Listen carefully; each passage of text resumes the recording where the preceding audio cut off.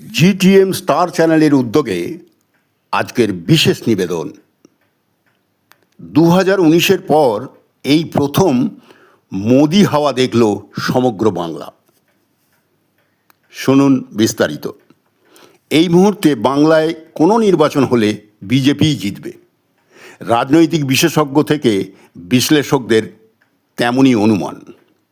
22শে আগস্টের 3টি মেট্রো রুটের উদ্বোধনের মাধ্যমে প্রধানমন্ত্রী সমগ্র বঙ্গবাসীকে এতটাই উৎফুল্ল, আনন্দিত এবং ঐক্যবদ্ধ করতে সক্ষম হয়েছেন বলে তাদের ধারণা। সেদিন এক উজ্জীবিত, উদ্বেলিত এবং আনন্দে দিশেহারা বাঙালিকে দেখল সারা দেশ। যেন স্বর্গের চাঁদ হাতে পেয়েছে তারা।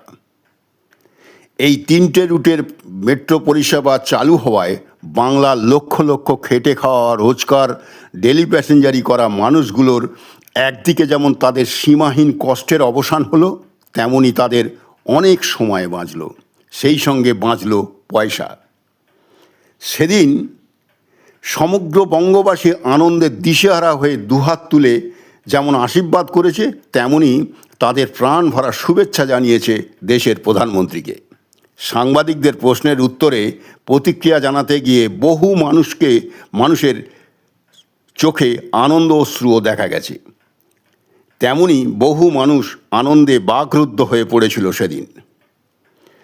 আবেগ ভরা বাঙালির এই খুশি দেখে বহু মানুষকে বলতে শোনা গেল, এ যেন বেকারের চাকরি পাওয়ার আনন্দ, এ যেন গরিবের লটারি পাওয়ার আনন্দ, নিঃসন্তানের সন্তান পাওয়ার আনন্দ।